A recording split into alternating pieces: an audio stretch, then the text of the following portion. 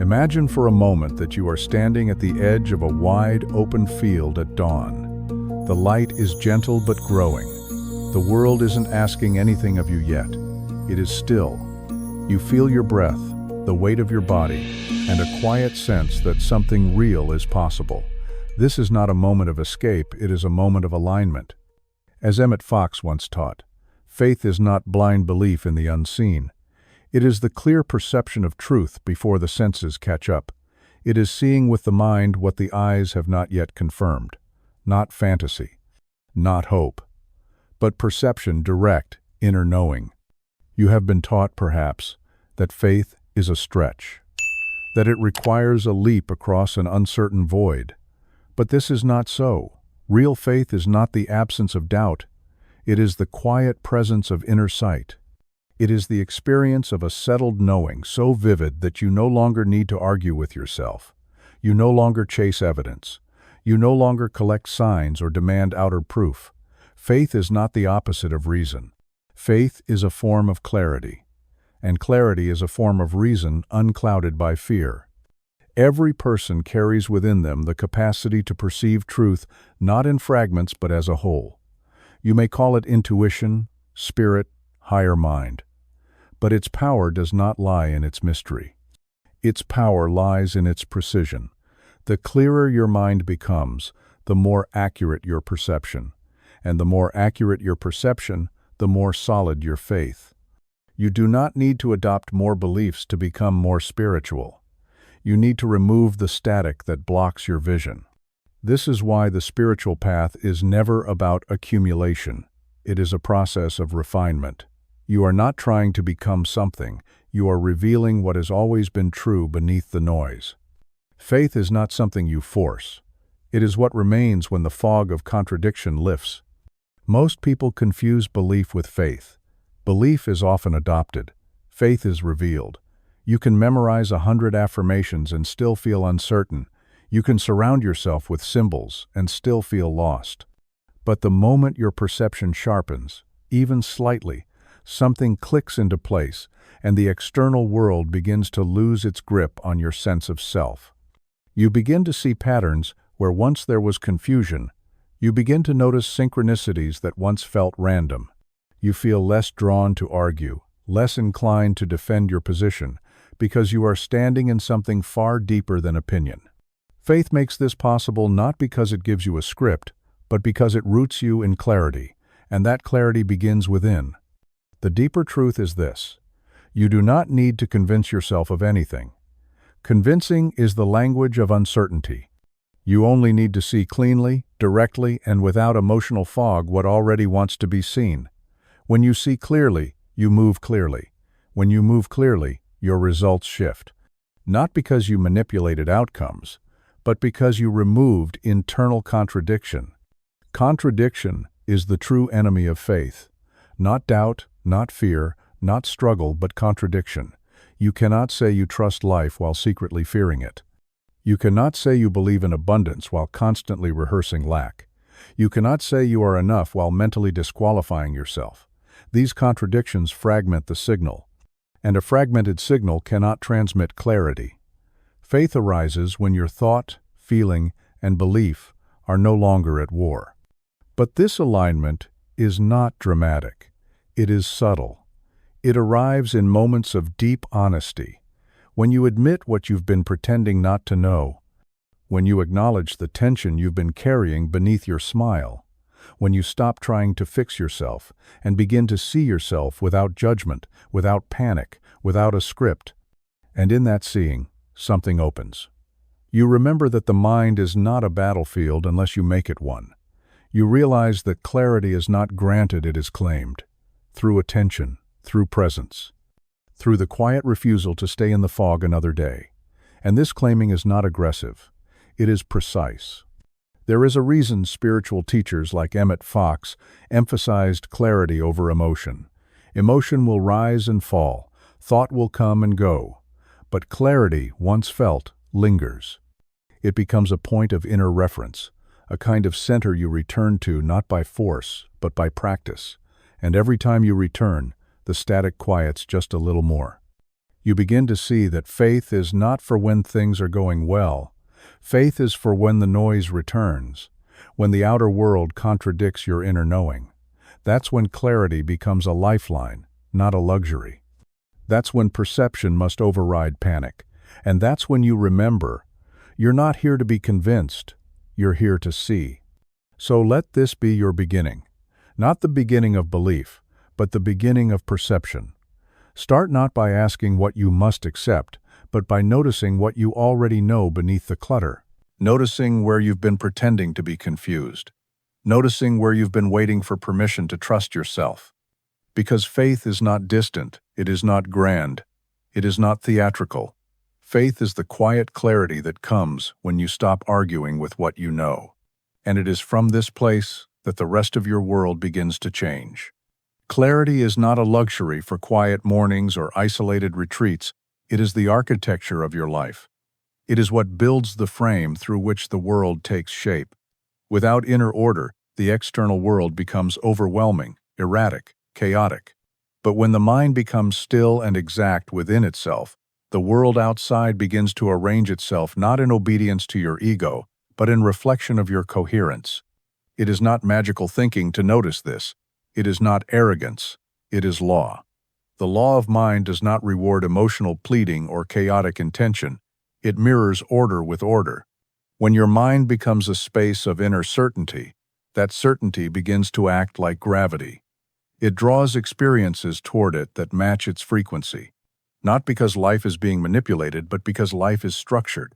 Just as you cannot build a house on sand, you cannot build a life on doubt. You may construct something that looks impressive for a time, but when pressure comes, and it always comes, it will reveal the fault lines. This is not punishment, it is grace. Because pressure exposes what is real. And what is real is the structure you've built within. When you are unclear, life reflects that back to you. Conversations go in circles. Opportunities appear and vanish. Emotions run high and low without reason. But when you are grounded in clarity, you begin to move through life differently. You speak less, but with greater effect. You listen more and hear what others are not saying. You begin to make decisions from a deep center, not from panic, not from trying to prove something, not from fear of missing out. Inner certainty is not arrogance. It is not a hard shell. It is not inflexibility. It is alignment with something deeper than mood or moment. And this alignment gives you a foundation from which to respond to life rather than react to it. Many people try to change their lives by changing the circumstances first. They want the job to stabilize before they commit. They want the relationship to feel secure before they let down their guard. They want the world to show them signs before they take the step.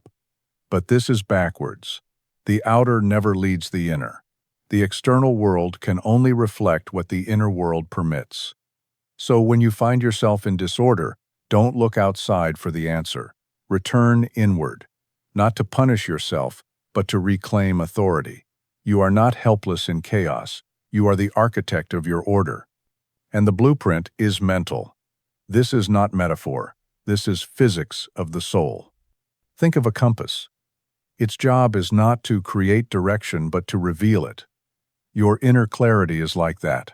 It doesn't invent order, it notices it. It tunes you to the frequencies that are already there, the path that was always forming but that you were too clouded to see. There is a peace that comes when you remember this. A peace not based on comfort, but on accuracy. You stop trying to manage appearances and start building structure. You stop seeking validation and start making alignment your priority. And this is not selfish, it is essential. Because until you are internally aligned, everything you do is reactive. Every decision is a response to noise. Every move is an escape from discomfort rather than an expression of direction. Inner certainty is quiet. It does not broadcast itself. It does not need to convince, but it communicates through your tone, your posture, your eyes. People feel it even if they don't have language for it. It calms the room. It simplifies the moment. It becomes a tuning fork for those around you, allowing others to settle without even knowing why. But this clarity must be chosen. It will not land on you passively. You must decide that mental precision matters more than temporary relief. That the discipline of self-observation is more valuable than the rush of emotional venting. That organizing your inner world is not some idealistic practice, it is survival. Because without clarity, even the best information becomes noise. Without order, even the right path feels overwhelming. And without inner certainty, the world feels hostile because your mind is projecting threat into every shadow. But when clarity is present, you see with sharper edges. You begin to know what is yours to carry and what is not. You stop absorbing the chaos of others. You begin to respond with clean energy. You make fewer promises, but you keep them. You move slower, but with direction. And most of all, you begin to experience a new kind of freedom. Not the freedom of having no responsibilities, but the freedom of no longer being confused. Confusion is bondage. It traps you in loops. It makes you second-guess your own instincts.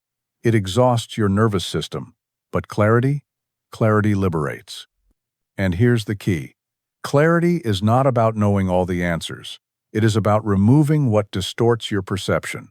When the distortion is gone, the next step reveals itself. Not 10 steps, just one. And that's enough. Because from that one clear step, the next one appears. This is how faith becomes movement. Not a sprint into the unknown, but a steady unfolding of inner precision into outer reality. So when the world feels chaotic, return to this truth. The outer is not the cause. It is the canvas. The brush is in your hand. The colors are your thoughts. The lines are drawn by your assumptions. And the order or disorder you experience is a reflection of what you have allowed to be built within. Faith, then, is not a wish. It is the confident recognition that you are not lost, not because you know the entire map, but because you trust the compass within. And that trust is born from clarity. And clarity, once established, begins to bend the world around it, not through force, but through law. There is a strange illusion in the modern world, the belief that doubt is intelligent, that skepticism is the mark of insight, that being uncertain, analytical, or perpetually questioning is somehow a sign of depth. But let's be clear, doubt is not depth, and confusion is not a badge of honor. It is a fog that disconnects you from your center, delays your decisions, and drains your strength. When doubt becomes your default, it no longer serves discernment, it begins to erode it. You mistake hesitancy for carefulness. You begin to think in circles, not because you're discovering nuance, but because you're avoiding clarity. And the world will often applaud this, calling it intellectual sophistication. But beneath the layers of overthinking is a fear of commitment to your own perception, a fear of seeing what is and standing in it. Faith is clarity, not certainty about outcomes, but clarity in perception. When your perception is aligned, your direction becomes clearer, even if the full picture isn't visible yet. But the doubting mind wants a guarantee before it moves. It wants absolute proof before it acts. It wants signs upon signs, evidence layered upon evidence, before it will let go of its hesitation. And in doing so, it postpones its own power. There is a discipline to knowing when enough is enough. When you've seen enough, felt enough, sensed enough to act. That moment is not always loud. It rarely comes with fanfare. But when it arises, it brings a stillness, a grounded feeling of yes, not shouted, but solid. And you know, not because you were persuaded, but because the noise inside you cleared long enough for truth to rise. In that moment, faith is not belief without evidence. It is movement without contradiction. It is action that emerges from inner wholeness. And when you act from that place, your energy carries a different tone. You are no longer defending yourself from the possibility of error. You are no longer delaying your power in hopes of universal approval. You are simply clear. The doubting mind, however, does not want clarity. It wants consensus. It seeks safety in shared uncertainty. It wants others to validate its paralysis so that hesitation feels communal, not personal. But faith cannot be communal. It is individual. It is intimate. It is born in silence, not discussion. You may walk beside others. Yes, but the fire is lit within, and no one else can tend it for you. This is why spiritual growth often feels lonely, not because you are alone, but because the crowd cannot make the decision for you. And at some point, clarity requires separation. A step away from the groupthink of doubt. A refusal to worship confusion as wisdom. A decision to stop glorifying ambiguity and start honoring inner precision. This doesn't mean becoming dogmatic. It doesn't mean rejecting nuance. But nuance without direction is just drift. Complexity without structure is just chaos in disguise. There is a time for exploration, but there is also a time for conclusion. The spiritually mature know the difference. They sense when a cycle of reflection has turned into avoidance. They feel when inquiry has become a substitute for action. And here is where the practice begins. Learning to trust your own capacity to see. Not because you are always right, but because truth responds to those who look cleanly. You do not need to be perfect to be clear. You do not need to have mastered the universe to take the next step. You only need to stop worshiping the fog. Doubt is not the sign of a great mind. The great mind questions, yes, but it also recognizes when questioning has become an escape. When it has turned into spiritual procrastination, the mind can become addicted to the thrill of open-endedness, mistaking it for depth. But clarity is not thrilling, it is stable, and stability often feels like stillness. Stillness may be mistaken for boredom at first, but it is in that stillness that faith grows. You begin to realize that you are not missing information, you are avoiding integration. You already know more than enough to begin. What's lacking is not input, it is alignment. And alignment does not come from more data. It comes from refining the data you already carry. So, what happens when you stop defending your doubt? When you stop using confusion as a way to postpone responsibility, you begin to feel powerful again. Not because you control everything, but because you are no longer at war with your own seeing. You have made peace with the clarity that was always available, but that you were too cautious to claim. Faith becomes the ground beneath your steps, not a distant mountaintop you hope to reach. You begin to carry yourself differently. You speak from the center, not from the edges. You move into moments without needing to be reassured. You stop measuring everything by how comfortable it feels, and begin to measure by how congruent it is with your knowing. And here, we return to the heart of this journey. Clarity is not a feeling. It is a structure. Faith is not a mood. It is a decision. And doubt, once necessary as a test of perception, becomes unnecessary the moment you are willing to see without flinching. The moment you stop hiding behind questions you no longer need to ask. So release the illusion that doubt makes you wise. Wisdom is what remains after the doubt has done its work. But doubt is not meant to be a home. It is meant to be a hallway. Move through it. And when clarity appears, let it land. Do not apologize for it. Do not dilute it. Do not ask the world for permission to stand in it. Because when you do, when you stand firmly in what you see, the world reorganizes around that posture, and that is not arrogance. That is alignment. That is faith, not as hope, but as clarity. The world you live in is shaped not by what happens to you, but by what you assume to be true. Assumptions are not idle thoughts. They are the hidden architecture of your experience. They are the unspoken conclusions you carry into every conversation, every decision, every breath. And they determine more than you realize, not just your expectations, but your perception itself. Most people think of assumptions as mental shortcuts, simple guesses made in the absence of information. But in the realm of mind and spirit, assumptions are seeds. Whatever you assume to be true begins to organize the world around you, to reflect that truth, not because you are forcing reality to change, but because you are selecting, moment by moment, how you interpret and interact with it. This is not about positive thinking or layering hopeful ideas over deeper fear. It is about understanding the nature of mind as a projector, not a mirror. You are not passively receiving the world, you are projecting onto it. And the film you load into that projector is made of your assumptions. You assume people will disappoint you, and so you interpret every pause, every silence, every unmet expectation as confirmation. You assume money is scarce, and so you miss the openings, the resources, the generous alignments that pass you every day. You assume you are not ready, and so readiness never arrives. The assumption comes first. The evidence follows. This is not metaphysics as metaphor. This is the structure of consciousness. Your assumptions operate below the surface of thought. They are not just what you say to yourself, they are what you say without realizing you're saying it. And because they operate in the background, they shape your life more effectively than your conscious intentions ever could. You may declare abundance, but if you assume limitation, your declarations are noise. You may affirm love, but if you assume abandonment, your affirmations fall flat.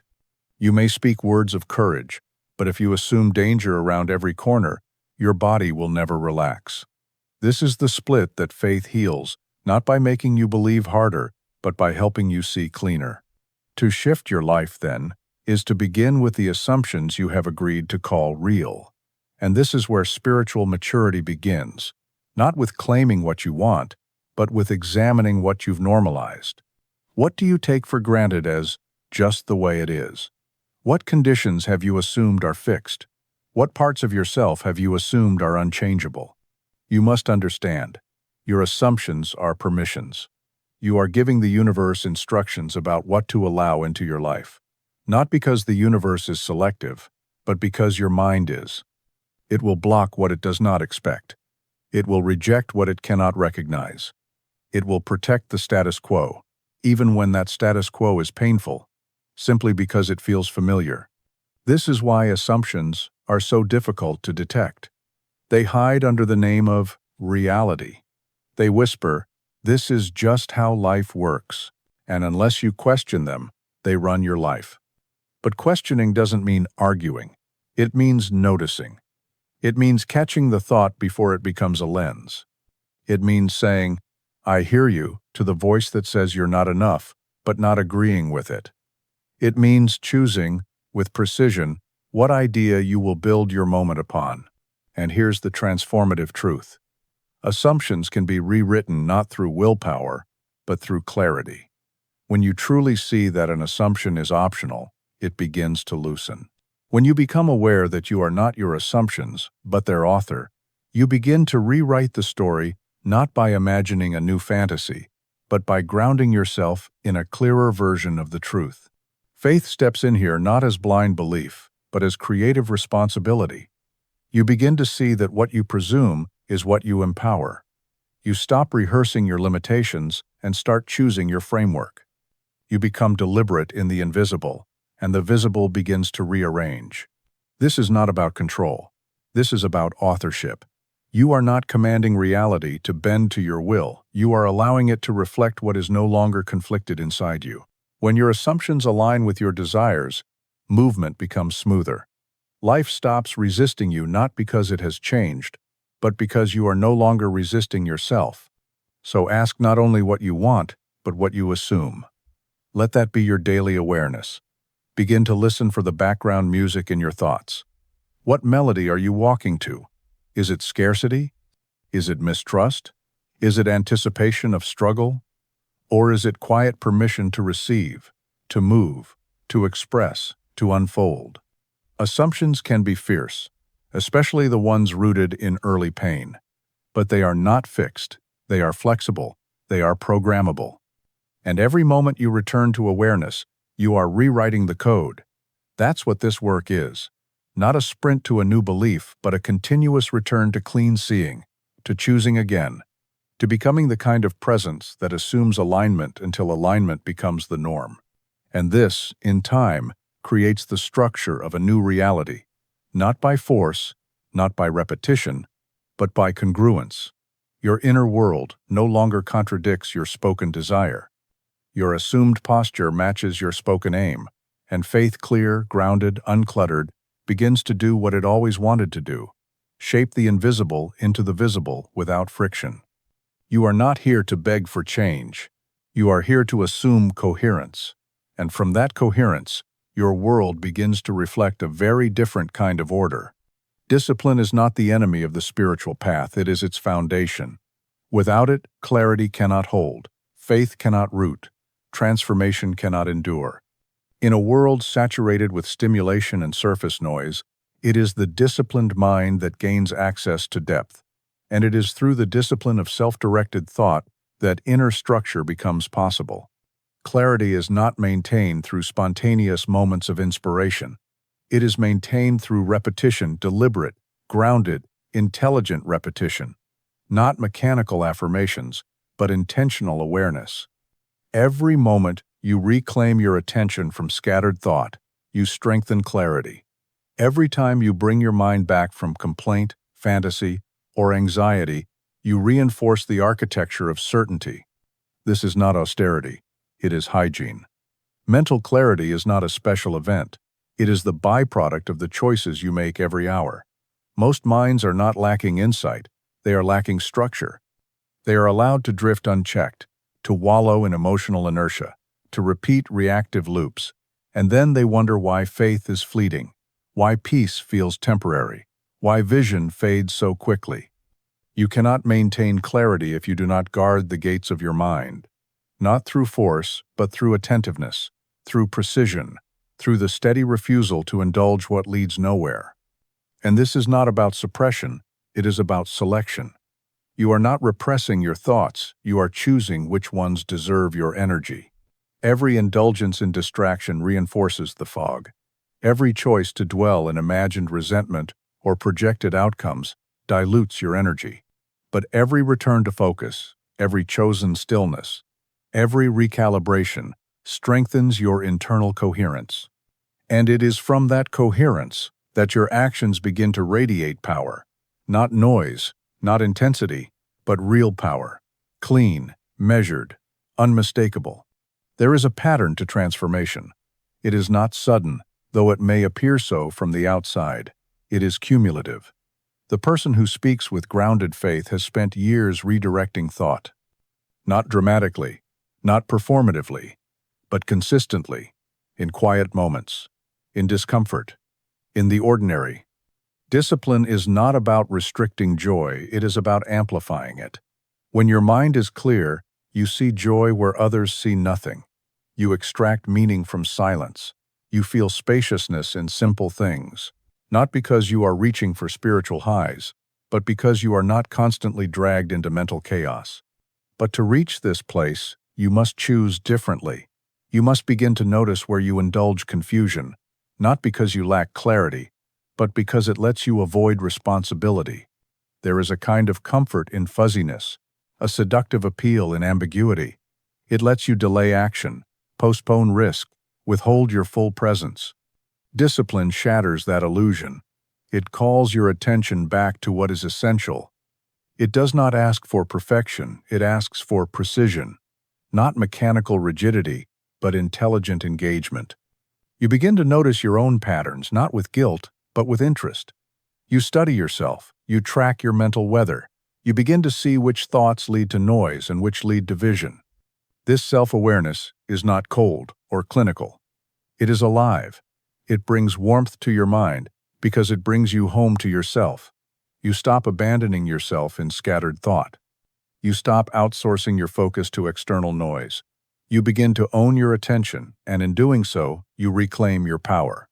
Faith thrives in this environment because faith is not a one-time declaration. It is a frequency, sustained over time, through choice. Without discipline, that frequency collapses. But with discipline, it becomes your baseline. Most people try to feel their way into discipline, but emotion is not reliable. It fluctuates. It misleads.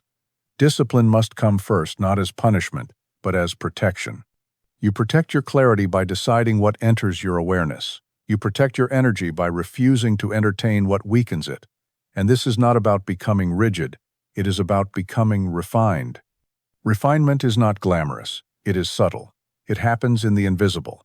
In the moment, you catch a drifting thought and return it. In the moment, you stop mid-sentence and choose a more precise word. In the moment, you feel the urge to react and instead pause. These moments build your structure. They are invisible victories, and they are what allow faith to stay rooted when pressure comes. Because pressure will come. Life will test the structure you've built, not to destroy it, but to reveal its strength. And in those moments, clarity is your compass. It tells you what matters. It keeps you anchored. But that clarity must be maintained, and maintenance is discipline. This is the practice. Not grand gestures, but daily choice. Choosing clarity over indulgence. Choosing focus over drift. Choosing to see rather than escape. This is how faith becomes real, not by declaring it once, but by making space for it over and over. Eventually, that space becomes familiar. You no longer have to wrestle with your mind each day. You no longer feel like a guest in your own attention. You live there. And from that dwelling place, you begin to build. Not from desperation, not from confusion, but from clarity that has been earned. Not earned by suffering, but by presence. By deciding that your mind is worth tending, that your attention is sacred, that your inner order is not negotiable. And from this place, everything begins to take shape. Spiritual law is not a set of rules handed down from above. It is the natural consequence of inner alignment. Like gravity, it does not negotiate. It does not respond to intention, emotion, or volume. It responds to structure, to the precision of your internal state. What you receive in life is not about worthiness, but about resonance. What you draw toward you is not based on pleading. It is based on clarity. You cannot beg the law to treat you differently. You cannot bribe it with good behavior or manipulate it with external displays of belief. It obeys only one thing: internal alignment. When your thoughts, emotions, and assumptions are coherent, the law becomes responsive. It reflects what is clear and complete within you, not what is scattered or fragmented. This is why trying harder doesn't work when you're out of sync. You can speak the right words, attend the right teachings, repeat the correct affirmations, but if your internal order is conflicted, the result will be noise. Outer ritual without inner coherence leads to frustration. You appear to be doing the work, but nothing moves. Because what matters is not the form, but the frequency. And frequency is determined by alignment, not by mood, not by how deeply you want something, but by how internally clean your signal is. When you want one thing, fear another, and expect something else, the law receives a contradictory instruction. It cannot return a coherent result to an incoherent mind. Faith becomes functional when this contradiction ends, when your thoughts and feelings no longer argue, when you stop hoping for one outcome while secretly assuming another. The spiritual law does not punish for inconsistency, it simply reflects it.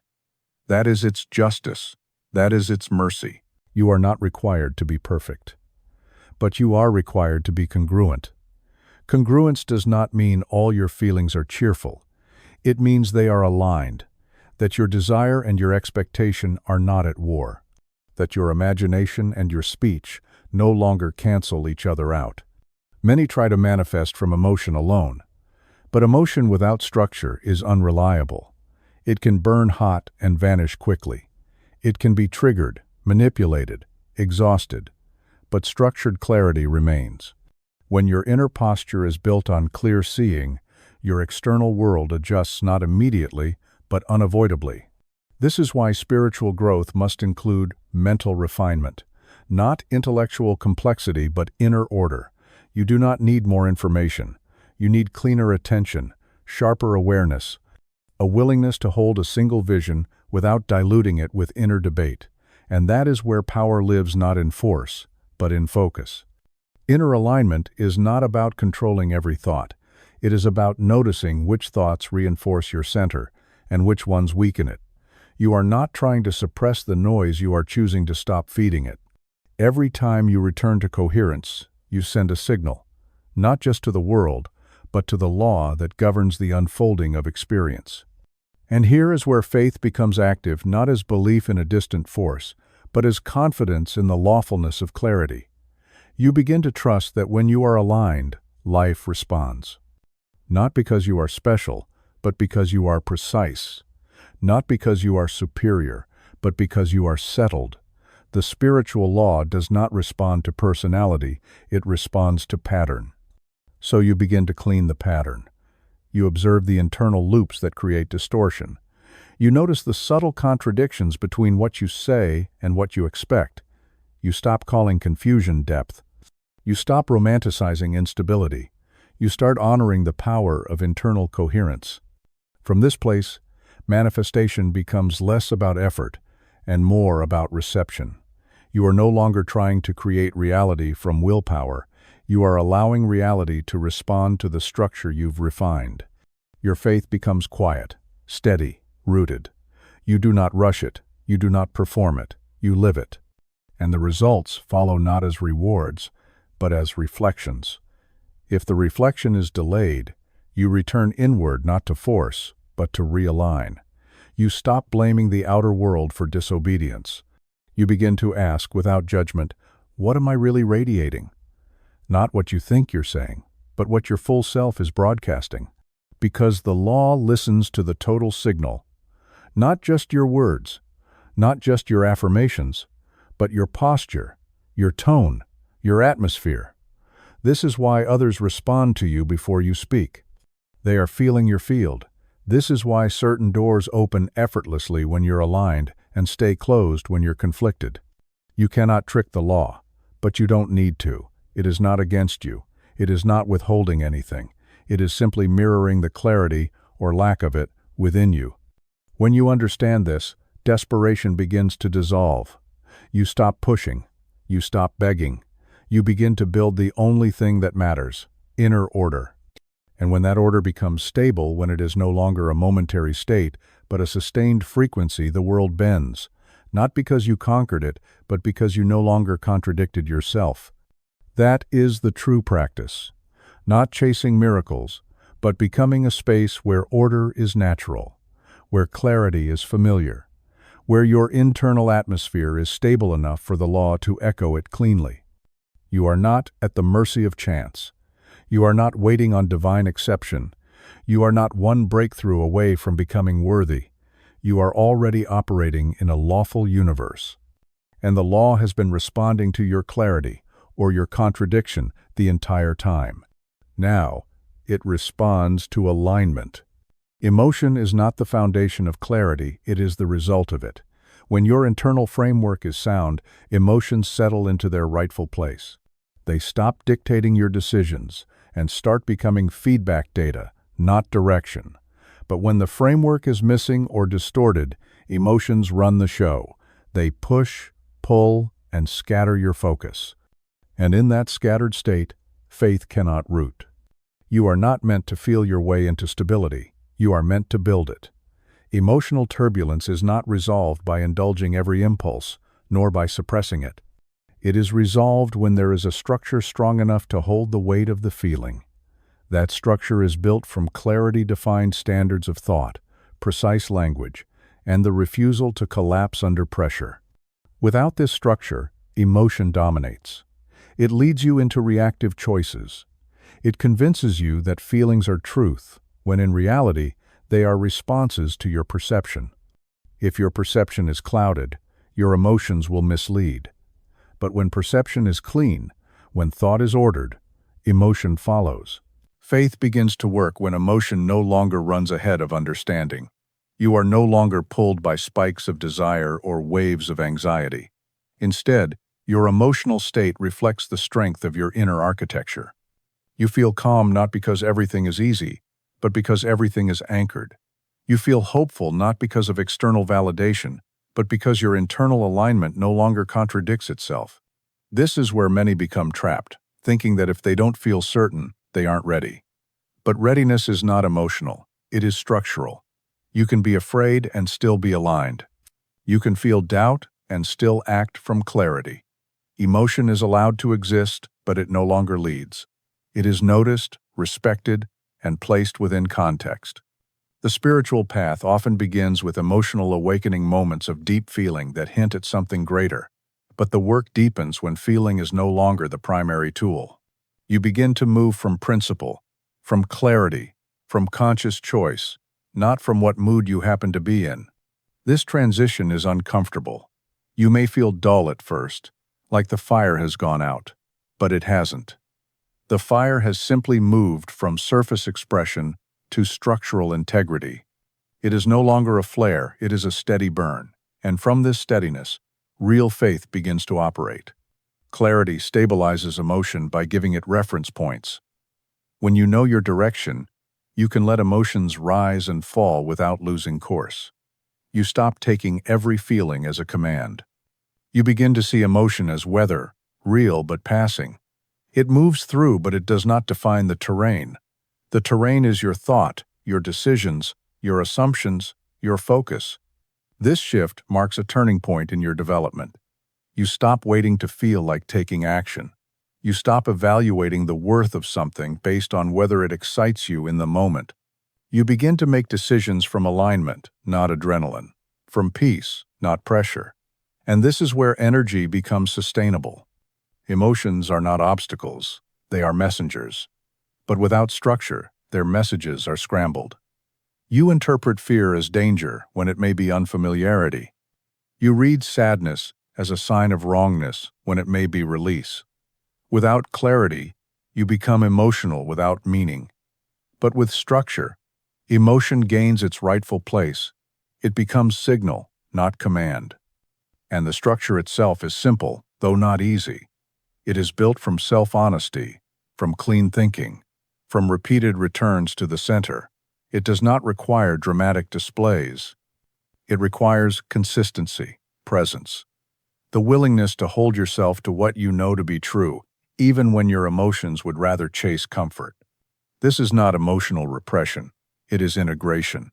You are not pushing feelings away, you are folding them into a broader architecture. You are allowing space for them without letting them build your life. And in doing so, you become free. Faith is not the absence of feeling. It is the ability to hold your center when feelings fluctuate. It is the discipline to keep your vision stable while your nervous system processes the moment. And that discipline is made possible by structure, clear thinking, clear language, clear alignment. You begin to use your emotion instead of being used by it. You notice patterns. You feel the rise of discomfort, but you don't collapse into old narratives. You catch the wave before it crashes. You make room for the storm without changing your direction. Over time, this builds trust not just in life, but in yourself. You stop fearing your own reactions. You stop being startled by your inner world. You begin to expect stability, not because life becomes easier, but because you have become clearer. You can move through intensity without becoming chaotic. You can hold vision through feeling without losing clarity. And that's when others begin to sense something different. Your presence feels reliable, even when your words are few. Your tone carries steadiness, even when the topic is charged. You become the calm in the storm, not because you've eliminated emotion, but because you've structured your response to it. This is how clarity becomes power. Not in domination, but in consistency. Not in avoidance, but in awareness. You move from being emotionally reactive to emotionally intelligent, not by analyzing everything, but by building the mental structure that allows emotions to pass through without distortion. Faith flourishes here, because it no longer depends on feeling right. It depends on being clear. And when you're clear, even strong emotions don't knock you off course. When your thoughts, your words, and your actions form a single, unified current, you move through the world with authority. Not borrowed confidence, not inflated ego, but the quiet gravity of inner coherence. Others may call it presence. Some may mistake it for charisma. But what they are feeling is your clarity. You are not leaking energy through contradiction, not projecting mixed signals, not second-guessing your every step. You are aligned, and alignment creates authority. This authority is not about dominance. It is not loud. It does not require external validation or titles. It emerges from the absence of conflict within yourself. When what you think matches what you speak, and what you speak is reflected in how you act, a force begins to build behind you. That force is not aggression, it is integrity. Most people live fractured. They believe one thing, say another, and do something else entirely. That fragmentation creates tension.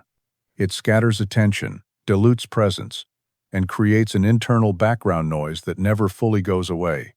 No matter how impressive their outward appearance, that inner dissonance undercuts them.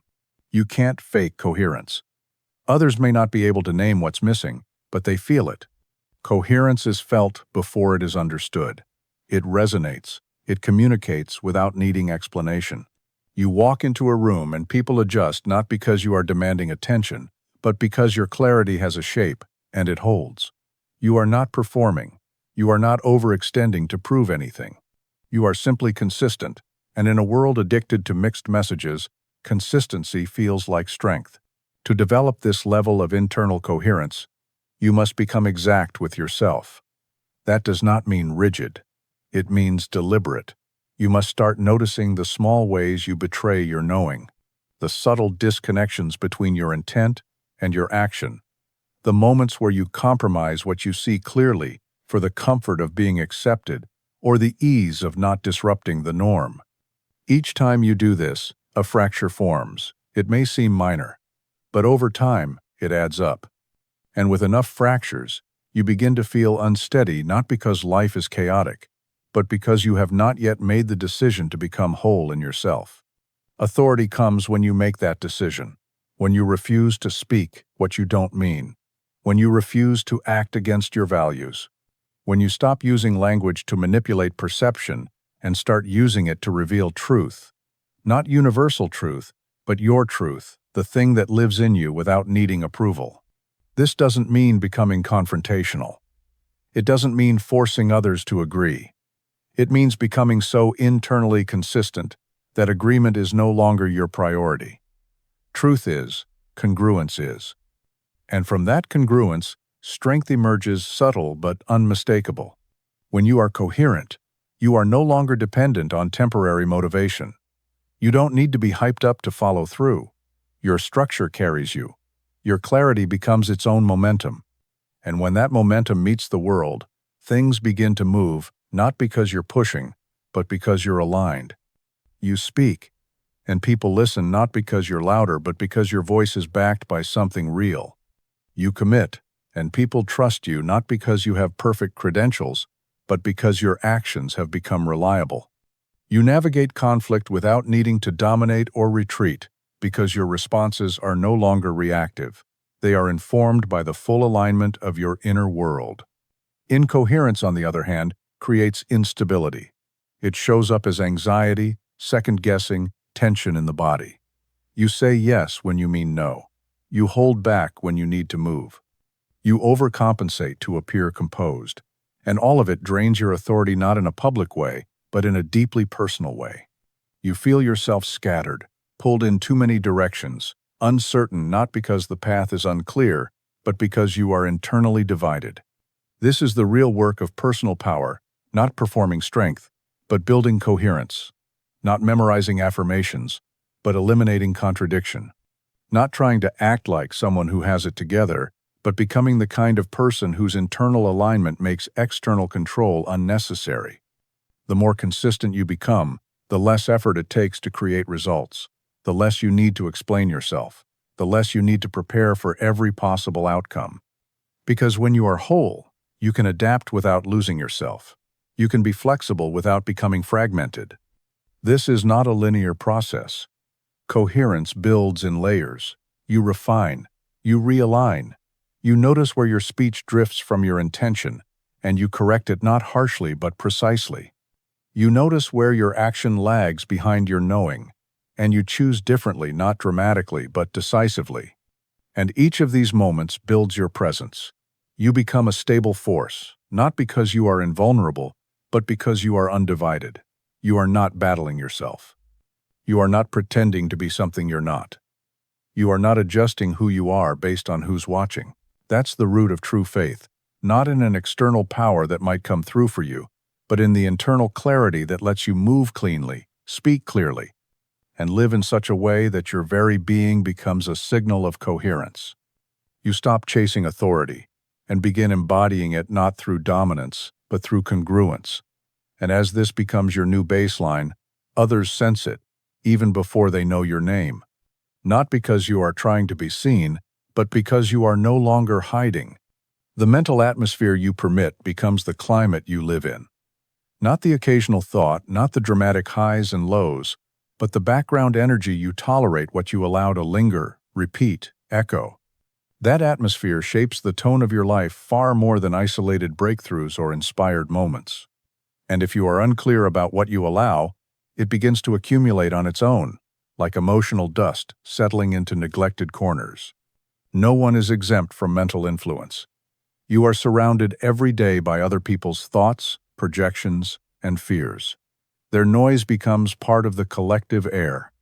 But the atmosphere within you that is your domain, you cannot control what arrives at your doorstep, but you absolutely determine what gets to stay. And what stays begins to shape your inner weather. If you tolerate subtle pessimism, it will spread.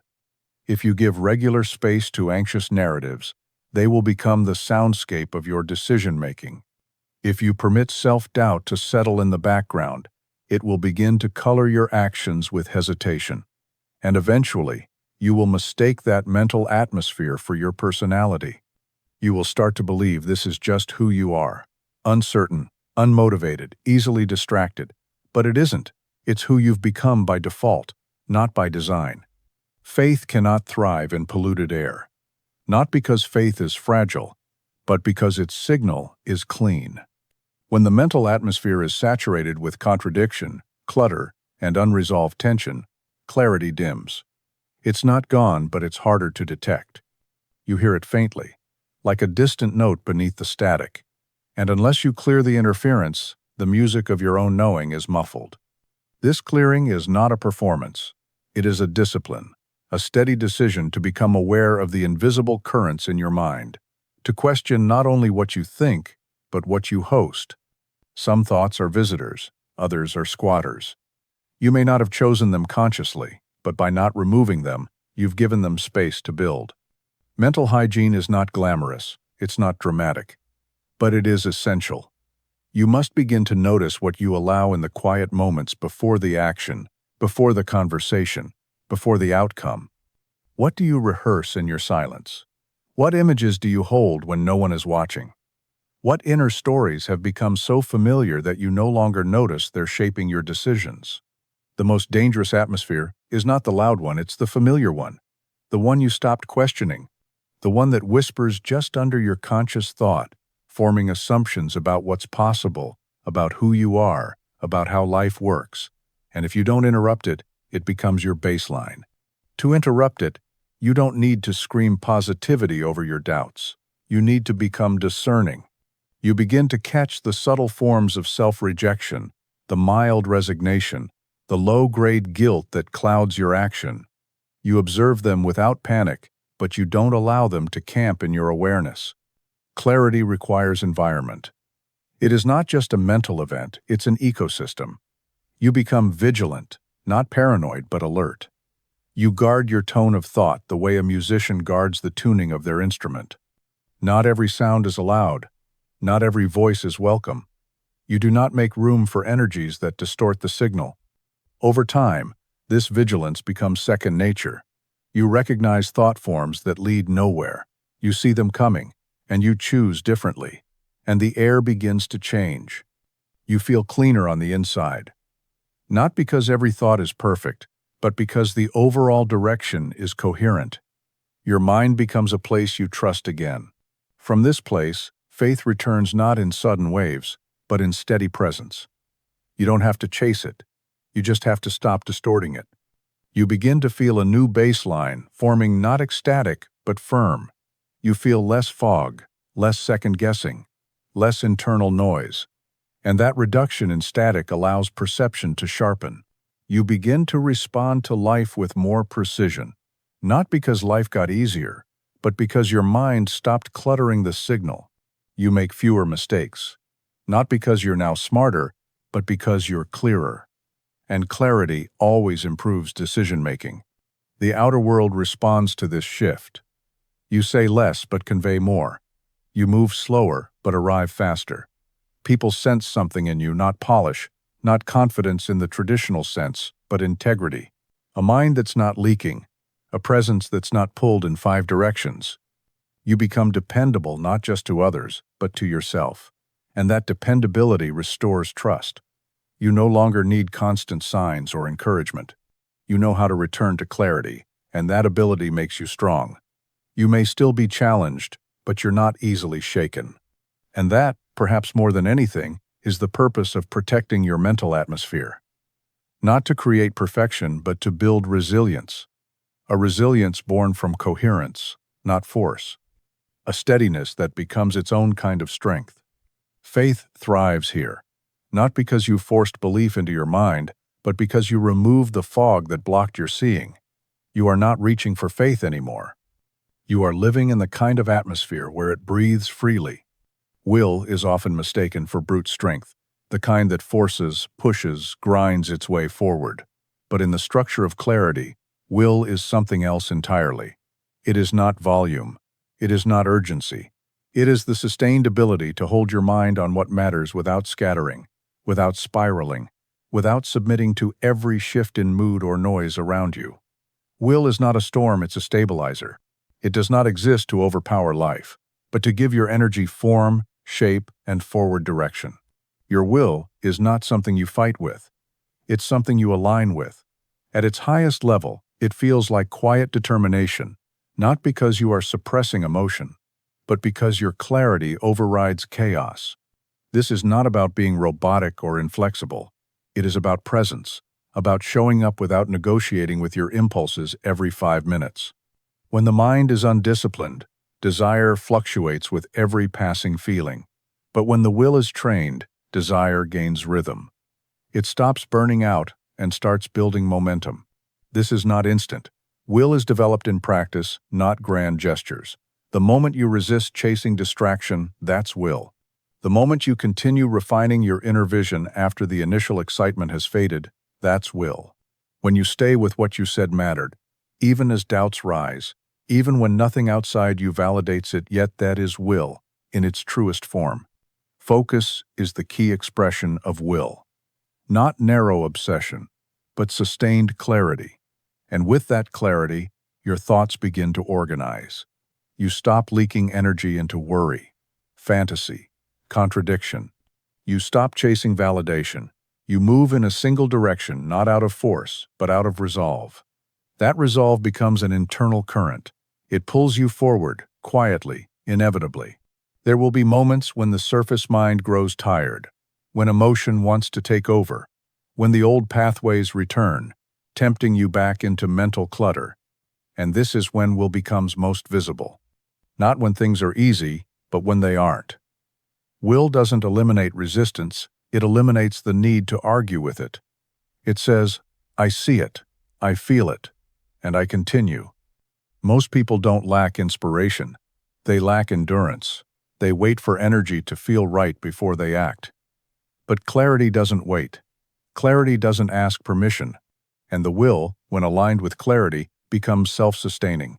You don't need to constantly re-motivate yourself because your direction is clear. The steps might be slow, but they are consistent. This consistency does more than move you forward. It creates a field. Others feel it. Opportunities begin to organize around it. Not because you're manipulating outcomes, but because your mental atmosphere has become stable enough to attract and hold a coherent reality. What you desire stops bouncing around inside you and begins to take form in the outer world. Will is not about controlling outcomes. It's about managing attention. When you hold your focus on what matters, everything not aligned with it becomes visible. The distraction, the noise, the self-sabotage, none of it can hide when your attention is clean. And with that awareness, you gain freedom. Not from effort, but from misdirection.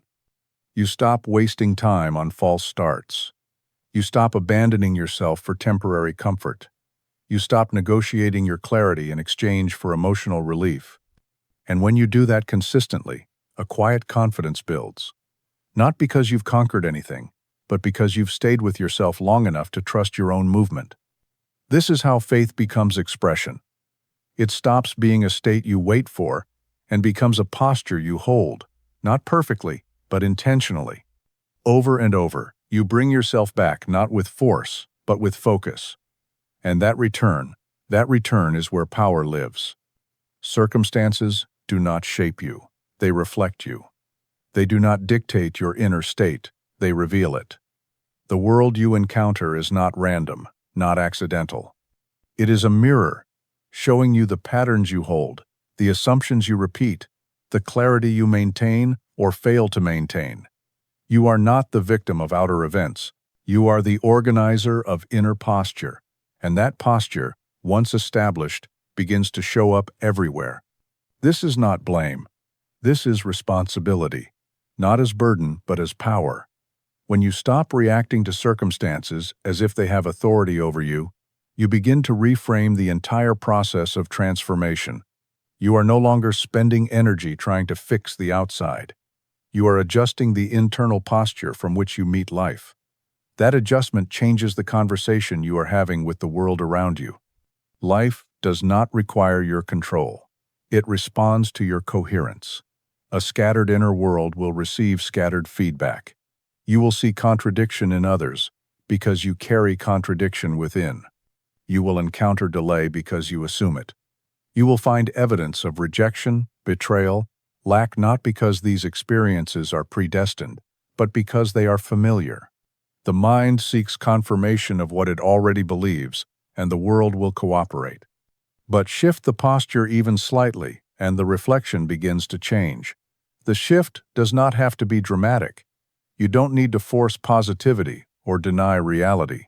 You need only to stand cleanly in what you know to be true and refuse to perform confusion. Even that refusal is a form of faith, choosing to stand in clarity when it would be easier to regress into chaos. The world bends slowly to clarity, not instantly, not always in obvious ways, but persistently. Because clarity is magnetic. It creates space. It allows for new arrangements to emerge. You are not bending the universe through willpower. You are allowing it to reflect a signal that is finally stable enough to be echoed back. When you stop treating circumstances as obstacles and start treating them as indicators, you gain leverage. You become curious, not reactive. You begin to ask, not, why is this happening to me? But what within me is being shown right now? And that question opens a different door. It's not about fault, it's about alignment. It's not about punishment, it's about pattern. The person who blames circumstances forfeits their creative role. They wait for the mirror to smile before they do. They demand change outside before choosing differently within. But the inner shift must come first. Always. And once it does, the outer begins to rearrange not because of magic, but because perception changes behavior, and behavior changes outcomes. When you walk into a room with a clean signal, everything responds differently. Not because the room changed, but because your presence did. You speak with less need. You move with more precision. You listen without waiting to defend yourself. And all of that shifts the dynamic, not through manipulation, but through congruence. Circumstances have no authority. They are neutral. Your posture assigns meaning. Your assumptions determine tone. Your clarity determines response. And once you grasp this, you no longer fear hard moments. You understand them as opportunities to refine your structure. When the outer world becomes unstable, it is not proof that something is wrong. It is an invitation to check your stance. Have you abandoned your clarity? Are you repeating old narratives? Are you tolerating mental noise that you would never accept from another person? This inner audit is not criticism, it is refinement. And through refinement, the mirror clears. You stop projecting fear into every unknown. You stop rehearsing what could go wrong and begin preparing for what aligns. You stop living in reaction and begin moving in rhythm. The world will still present challenge, but it no longer defines your state. You learn to respond without collapse, to adjust without losing direction, to feel deeply but not be derailed by emotion. And from that steadiness, new options emerge, ones you could not see while you were tangled in reaction. Faith operates fully in this space, because it no longer depends on good conditions to survive. It has matured beyond needing the world to comply in order to remain clear. And that maturity marks the difference between those who talk about clarity and those who live it. Living it means standing in your alignment even when the reflection hasn't caught up yet. It means trusting your inner structure enough to let the outer do what it must until it shifts. And it will shift. It always does. Because when the posture changes, the mirror adjusts. It may take time. It may require repetition. But the law is exact. It cannot withhold what you are ready to receive. It can only wait for your readiness to become real. Wanting creates distance. It points toward what you believe you do not yet possess. It subtly confirms absence. I want clarity implies that clarity is far away. I want peace echoes the assumption that peace is not yet present. And so long as you remain in that energetic posture of wanting, you place your fulfillment out of reach, always arriving, never here. The difference between I want and I am is not just language, it is structure. I want is rooted in lack, in future orientation, in the invisible belief that something essential is missing. It sends a signal that wholeness is conditional, that you must first acquire, achieve, overcome, or earn something before you can stabilize. And so the cycle of pursuit continues moving, but never arriving. But I am is different. It is not performance. It is not fantasy. It is a statement of identity. When you say, I am aligned, you do not deny difficulty. You override fragmentation. You settle into structure. You stop outsourcing clarity to the future and begin embodying it now, even if conditions are imperfect. Especially then. Faith arises where identity is no longer in conflict, where the internal voice is not debating itself, where there is no gap between what you know and what you declare. That coherence makes space for presence, and presence makes space for order. Many people attempt to manifest from the posture of, I want. They visualize, affirm, repeat phrases, but beneath it all is the frequency of reaching. The law of mind does not respond to words alone. It responds to totality. It mirrors the sum of your consciousness, not just the phrases you speak. And if your state is rooted in longing, the result is delay. This is why the transition from wanting to being is so crucial. Not because desire is wrong, but because identity is primary. When you identify as someone seeking, you confirm separation. When you identify as someone aligned, you begin to move differently. Your choices shift. Your tone steadies. Your actions gain weight not through intensity but through congruence. You stop asking for permission to become what you already are. You begin to speak less about the gap and more from the center, not to convince others, but because you no longer need to convince yourself. You are no longer trying to become, you are refining how you express what's already within. This is not about ego inflation. I am is not used here as a spiritual slogan.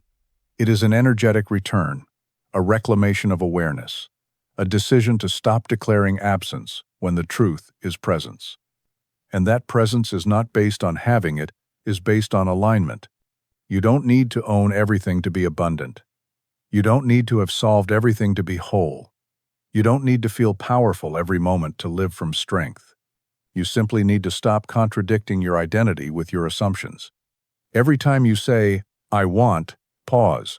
Ask yourself, from where am I speaking?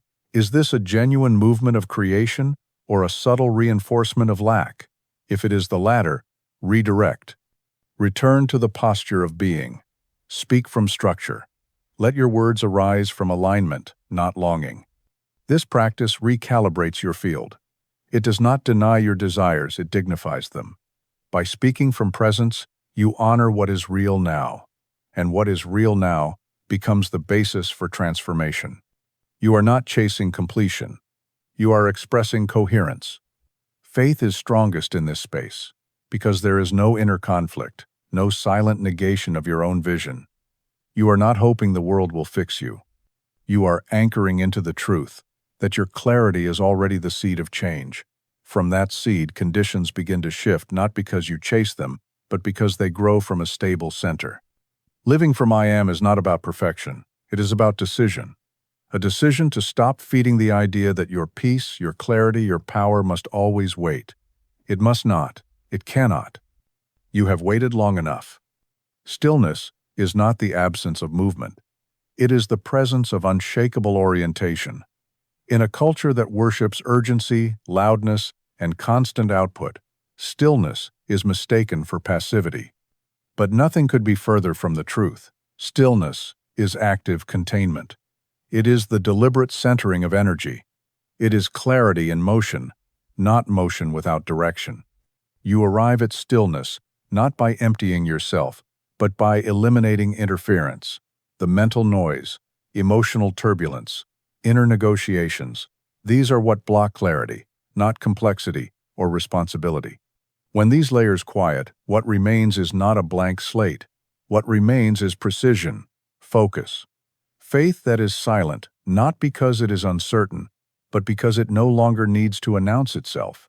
Silence is the home of your clearest knowing. It is where the signal sharpens. Not because you retreat from life, but because you make space to hear. Noise dulls intuition. Clarity emerges not from thinking more, but from listening differently. And that kind of listening requires stillness inside, even if not outside. Most people associate silence with pause, with timeouts from real life. But spiritually, silence is not intermission. It is integration. You step into it not to escape, but to refine. In stillness, you see where your thoughts have drifted. You feel the pull of assumptions you didn't realize you were rehearsing. And in that awareness, you reclaim your posture. It is here that your non-negotiables emerge. The handful of principles you refuse to betray, no matter how tempting the shortcut, no matter how loud the crowd, no matter how high the pressure. These are not beliefs you recite. They are structures you live. And they are forged in stillness, not noise. Clarity cannot survive in a mind that constantly edits itself to meet external approval. It needs a foundation that holds under scrutiny. And that foundation is built from the non-negotiables, those clear lines that protect your coherence. Not moral rigidity, but energetic stability. You stop making decisions based on feelings alone. You stop choosing based on momentum or panic. You return to the quiet truths that hold even when everything around you shakes. These truths may be few. That is their strength. You don't need a library of values. You need a few clean convictions that anchor you to your own structure. These become your reference points in the storm. They guide your yes and your no. They help you discern when to speak, when to pause, when to hold, when to move. This is not about becoming stoic or distant. Stillness does not mean emotional detachment. It means emotional clarity. You feel, but you do not flail. You sense deeply, but you do not surrender your footing with every shift in tone. Stillness lets you be fully present, without being easily swayed. Faith stabilizes here. It stops being something you search for in elevated states or ideal conditions. It becomes how you hold yourself moment to moment, even under fire. Especially under fire. Because faith born from stillness doesn't waver in noise, it sharpens. The louder the world gets, the more vital your inner silence becomes. You do not chase stillness, you return to it, again and again. Not to pause your life, but to align it. It is not a luxury, it is maintenance, mental, emotional, spiritual. You do not earn your way into clarity. You choose it by letting the unnecessary fall away. And in the quiet that follows, something real emerges, not as a performance, but as presence. You walk differently when you know what you refuse to violate. You move with gravity, not because you're imposing yourself, but because you're no longer willing to fragment. The more you live from this place, the fewer decisions you need to make. You are no longer choosing randomly, you are aligning consistently. Stillness, silence, non-negotiables. These are not accessories to the spiritual path. They are the foundation. They do not make you passive. They make you precise. And in that precision, clarity becomes sustainable. It stops collapsing under pressure. It becomes posture, not preference. Crisis doesn't create character. It reveals structure. When pressure mounts and uncertainty surrounds you, the hidden architecture of your inner world becomes visible. The choices you've repeated, the thoughts you've entertained, the boundaries you've honored or ignored, these form the structure that either holds or crumbles when life intensifies. The spiritually immature fear crisis because they believe it destroys them. The spiritually grounded recognize crisis as a mirror. It does not invent new truths about you, it reflects the ones you've been carrying all along. It brings the unconscious to the surface. And it gives you a clear view of what's actually built versus what you've simply been rehearsing. The moment difficulty arises, clarity gets tested. And the test is simple. Do you collapse into reaction, or do you return to alignment? Not performatively, but quietly, intentionally. Crisis strips away external props. It removes distractions, conveniences, emotional cushions, and what remains is the raw structure of your faith. Not your words, not your affirmations, but your actual posture. This is not punishment, it is revelation. The friction you feel in crisis is not personal, it is feedback. It shows you where your clarity was borrowed, where your confidence was circumstantial, where your assumptions were shaky. It does not shame, it exposes. And exposure is a gift, because once you see the fracture, you can repair it. Crisis does not care about your theories. It responds to what you've embodied. It doesn't ask what you believe in concept. It reflects what you've practiced in private, what you have returned to again and again, not because it was easy, but because it was essential. This is why stillness matters, why non-negotiables matter, why mental atmosphere and structural will are not spiritual extras, they are preparation. Not for a perfect life, but for the kind of presence that doesn't evaporate when life intensifies. Those who collapse in crisis often didn't fail. They simply hadn't yet built the structure they thought they had. They confused emotional inspiration with inner transformation. But when faith has been formed through clarity, refined through practice, and aligned with action, it does not disappear under pressure. It deepens. It becomes sharper, more exact. You won't always feel strong in crisis. That's not the point. The point is, can you still see clearly? Can you remain aligned even as emotion rises, even as outcomes fluctuate? Can you move without rushing, speak without defensiveness, act without fear running the show? If so, then your structure holds. And that holding becomes a message to the world, not one of bravado, but of presence. It's not about avoiding pain or pretending everything is fine. It's about remaining available to truth, even as conditions shift. Each crisis, then, becomes a refining fire. Not because life is testing you for sport, but because structure always meets resistance. Without resistance, there is no opportunity to verify what you've built. And verification matters not for approval, but for your own integrity. You start to recognize that every difficult moment carries within it a chance to clarify, to reinforce, to reset, not by starting over, but by rebuilding more consciously. You make a different choice, mid-crisis, not dramatic but deliberate. You remember a truth you previously abandoned. You realign with a standard you had let slip. And in doing so, you become stronger, not harder, but more exact. This is what makes faith durable. Not that it never wavers, but that it always returns. That it doesn't rely on ease to survive. That it has been tested enough to stop being fragile. This is not blind trust. It is earned clarity. And it becomes your compass, not just when the path is smooth, but when everything feels obscured. Over time, you start welcoming these moments not because they're pleasant, but because they are honest. They cut through noise. They show you who you are beneath the surface. And that honesty builds a different kind of confidence, not loud, not inflated, but rooted. This confidence isn't about control. It's about knowing what doesn't change when everything else does. It's about anchoring into the part of you that doesn't scatter under pressure. That doesn't chase illusions when old patterns reappear. That doesn't fragment when outcomes don't go your way. That's faith. Not theory, not hype, not concept, but structure proven under pressure. And once it's proven, it doesn't need to be explained. It's lived, quietly, steadily, unshakably. Clarity is not a moment. It is a posture. a way of standing inside your own life that does not collapse under noise, delay, or external contradiction. It becomes how you breathe, how you think, how you choose, especially when things don't go as planned. Living from clarity is not a performance for others to see. It is the quiet decision to walk in alignment even when the world around you is disordered. This posture doesn't come from adopting more ideas. It comes from discarding what fractures you, from releasing the mental habits that split your energy across assumptions, obligations, and imagined fears. It is the consistent return to coherence, less drama, more precision, fewer explanations, deeper conviction. You do not need to announce your clarity.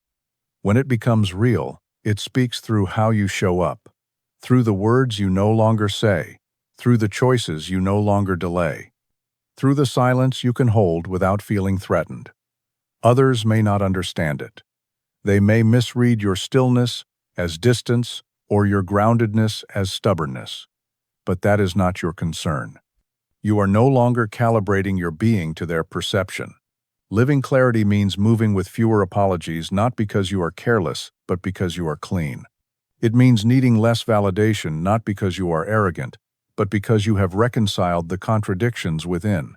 It means your yes has weight, and your no has direction.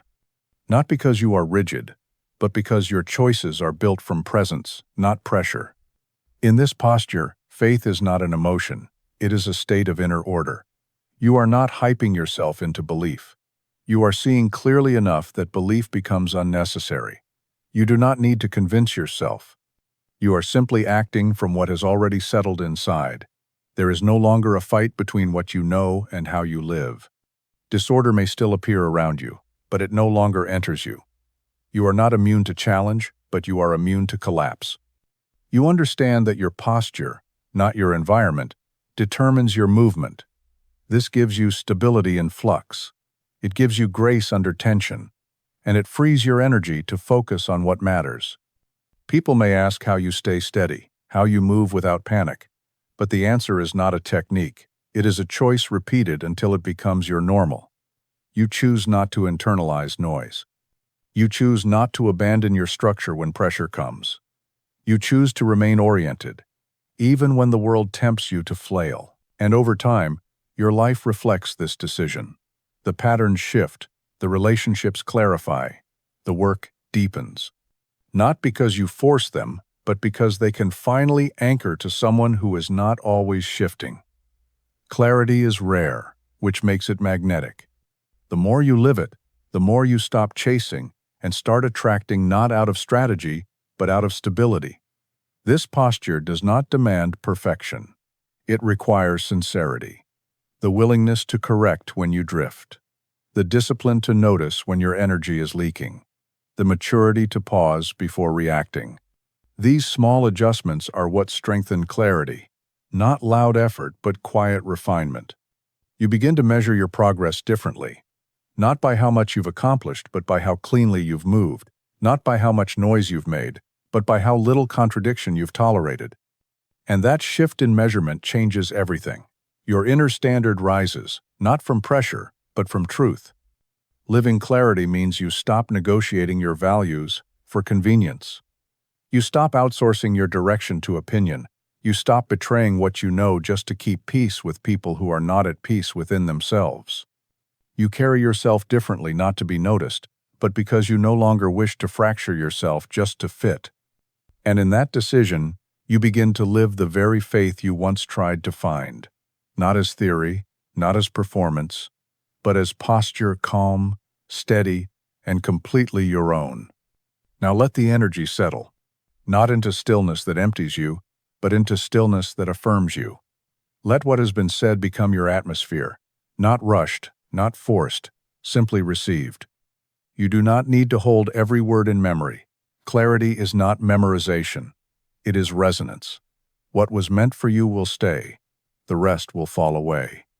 You have walked through these sections not to gather more ideas, but to meet yourself at a deeper level.